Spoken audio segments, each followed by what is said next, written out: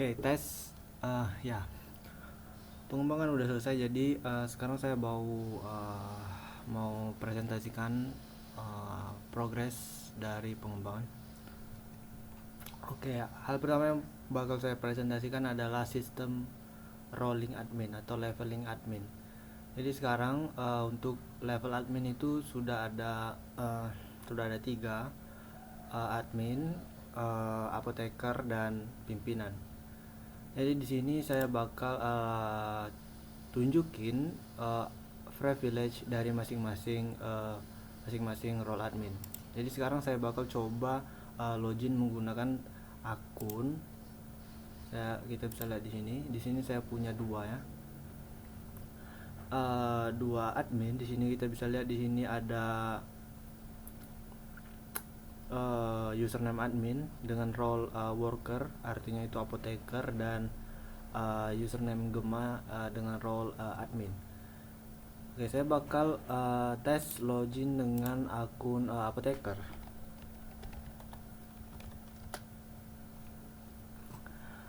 Dan di sini untuk login dengan privilege apoteker, seperti yang dilihat di sini kita bisa lihat dashboard. Kemudian di sini di bagian menu obat, di sini kita cuma bisa melihat data seperti ini. Jadi kita bisa lihat data obat. Oke, di sini kita bisa lihat data obat. Dan untuk opsi itu privilege apoteker tidak memiliki privilege untuk menghapus dan mengedit data. Kemudian di sini ada menu scan obat expire, sama seperti itu.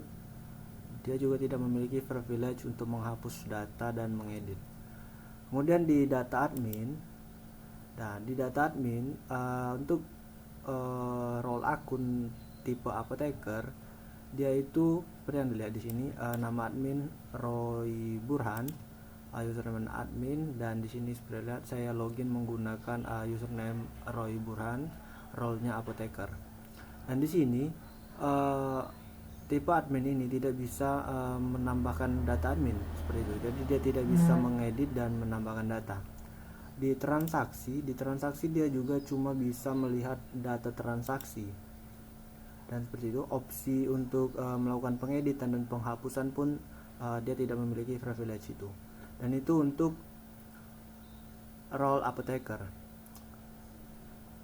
Dan role apoteker itu sama saja dengan role pimpinan privilege-nya. Dan saya bakal coba logout, kemudian login menggunakan data admin.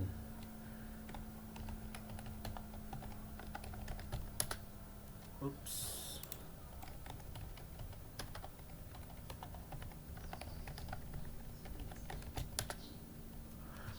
Oke.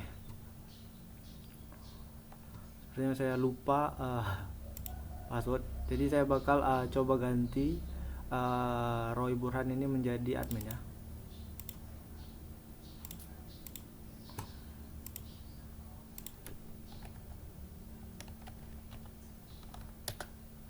Nah ya, sekarang Roy Burhan itu levelnya sudah menjadi admin. Jadi kita bisa lihat di menu obat, dia bisa mengakses menu tambah obat seperti ini. Dan ya, ini menu tambah obat. Jadi Roy Burhan bisa untuk admin dengan role admin itu bisa melakukan penambahan obat, data obat. Kemudian dia juga bisa lihat di data obat, dia juga bisa melakukan penghapusan dan pengeditan data seperti ini.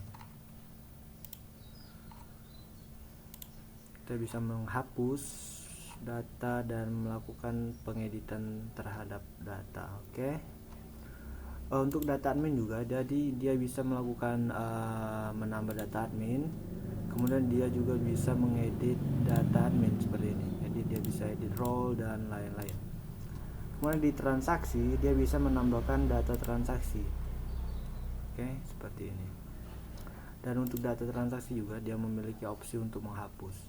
Jadi itu untuk leveling admin, privilege dari macam-macam role admin, yaitu admin, worker atau apoteker, kemudian owner atau pimpinan. Dan owner dan pimpinan, apoteker dan pimpinan itu memiliki privilege yang sama. Itu sama-sama tidak memiliki akses untuk melakukan pengeditan, penambahan dan penghapusan data. Seperti itu. Ya, itu untuk admin. Jadi leveling admin seperti itu. Jadi saya udah bikin mekanisme privilege. Jadi untuk ada beberapa data yang hanya bisa diakses oleh, ada beberapa fitur yang hanya bisa diakses oleh admin dengan role admin seperti itu. Dan di sini saya juga bakal perlihatkan untuk filter. Jadi untuk update filter seperti ini di bagian data obat. Di sini kita bisa lihat. Di sini ada semacam form buat setting data filter. Jadi seperti itu. Di sini kita bisa pilih kategori apa yang pengen kita coba urutkan seperti ini ya. Jadi saya bakal coba urutkan data obat berdasarkan nama obat. Jadi seperti ini.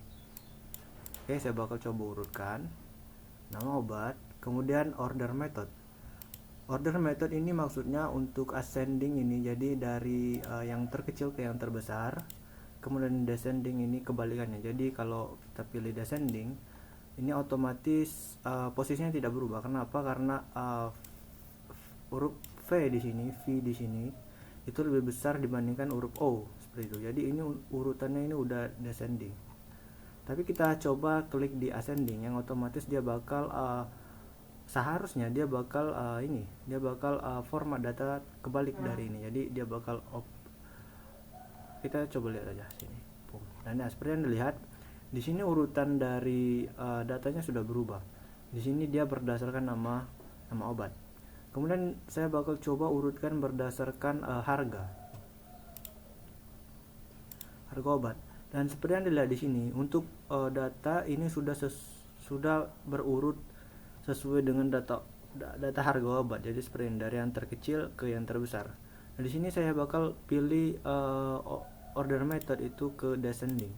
Jadi dia bakal dari yang terbesar ke yang terkecil. Seperti ini. Dan ini udah working ya. Dari yang terbesar ke yang terkecil. Kemudian saya bakal coba urut berdasarkan stok ya. Jadi di sini seperti yang dilihat di sini jika data dilihat dari jumlah stok ini belum urut. Jadi ini saya bakal coba urutkan dari yang terbesar ke yang terkecil. Ini belum urut ya. Jadi kita bakal klik di sini dan ya. Sekarang datanya sudah berurut dari data stok terbesar ke stok yang terkecil seperti ini. Dan begitu juga data-data lain seperti tanggal kadaluarsa. Jadi kita bisa lihat di sini. Di sini kita bisa lihat kalau kita pilih order method descending itu artinya tanggal kadaluarsa paling lama seperti itu. Jadi kita bisa coba tes. Dan seperti yang kita lihat tanggal kadaluarsa obat dengan tanggal kadaluarsa itu obat ini. Jadi seperti ini. Kadaluarsanya itu tanggal 6 bulan 8. Dan data-data lain itu masing-masing tanggal 5. Seperti itu untuk filter data ya. Jadi ini sudah work. Kemudian di fitur selanjutnya itu di filter notifikasi obat yang sudah mau kadaluarsa.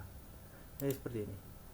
Nah di sini kita bisa lihat sudah mau dan sudah kadaluarsa. Otomatis kalau sudah mau dia otomatis kalau ada obat yang sudah kadaluarsa itu dia juga kepanggil lah. Jadi seperti ini. Di sini kita bisa lihat ini data-data obat yang sudah kadaluarsa. Dari keseluruhan obat yang kita miliki, kita memiliki 4 data obat ya. Dan setelah kita scan, kita punya 3 obat yang tanggal expire-nya itu seperti ini. Saya bakal coba tes buat cek waktu. Sekarang ini tanggal 5 ya. Oke, jadi ini udah masuk ke tanggal expire seperti itu. Jadi dia udah masuk ke tanggal expire, jadi dia otomatis diletakin di sini. Tapi kita bisa coba edit ya, coba edit data ini. Tanggal expire-nya kita rubah ke tanggal yang lebih jauh, mungkin tanggal 10 ya, gitu. Dan ketika kita scan data obat, di sini kita cuma punya 2 data. Kenapa? Karena data yang sebelumnya itu sudah kita edit tanggal expire dan dia tidak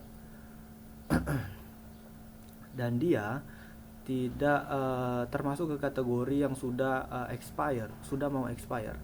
Dan untuk menentukan data ini sudah mau expire atau sudah expire, jadi saya melakukan comparing.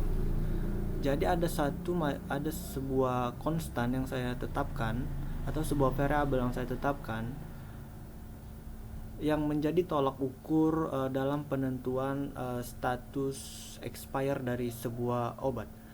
Jadi saya bakal coba lakukan comparing seperti ini. Jadi misal nih tanggal 5 ini saya bakal compare dengan tanggal saat ini. Jadi saya bakal lakukan proses converting, dan sehingga saya bisa lakukan perbandingan apakah data ini sudah ada di posisi 1 hari sebelum tanggal expire-nya. Kalau itu sudah memenuhi logik itu, maka data ini saya masukkan ke kategori obat yang sudah kadaluarsa seperti itu. Jadi dia ada semacam gap 1 hari. Jadi saya lakukan saya tetapkan nilainya 1 hari. Jadi misal ini tanggal expire-nya tanggal 5 ya. Sekarang ini tanggal anggaplah tanggal 4. Dan ketika kita lakukan scanning di tanggal 4, maka tanggal 5 data ini akan masuk ke kategori yang sudah mau expire. Apalagi kalau saya lakukan scanning di tanggal 5 tepat dengan tanggal expire, ya bakal otomatis masuk ke dalam kategori itu. Seperti itu. Di scanning juga udah kita tetapkan filtering. Jadi ini juga sudah working. Saya bakal coba tes buat filter dari tanggal oke, sini dia tetap sama ya. Jadi ya. Oh walah, datanya juga tetap sama. Jadi seperti yang lihat sini, data nama obat dia tetap sama, data harga pun sama, data tanggal masuk sama, dan ya mungkin dari data produsen juga sama dia. Paling di data kode obat.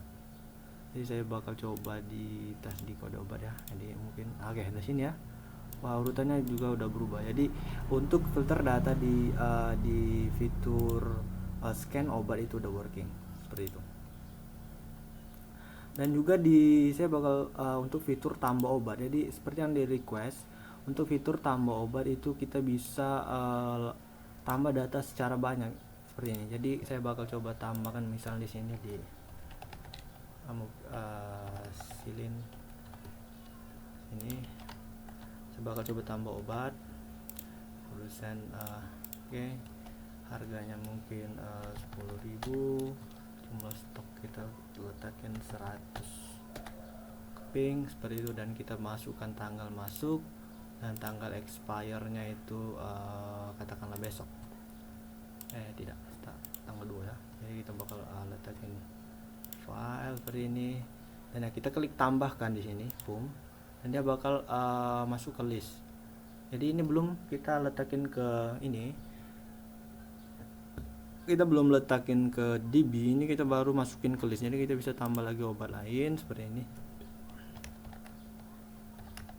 Dan ya di sini saya kasih warning kalau untuk data obat itu kode obatnya tidak boleh sama. Jadi kita nggak boleh masukin kode obat yang sama. Jadi kita mesti pastiin kode obat itu identik ya.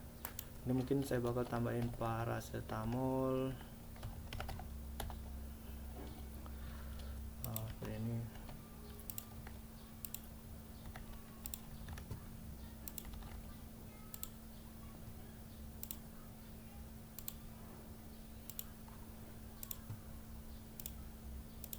saya tambahkan, dan di sini saya bakal coba tambahin 2 data sekaligus dalam 1 kali klik seperti ini. Dan ya sini bakal muncul alert 2 dari 2 berhasil ditambah, artinya itu 2 data ini sudah berhasil kita letakin ke database. Kita bisa cek di data obat, dan di sini kita bisa lihat data amoxicillin dan data paracetamol itu sudah masuk seperti itu.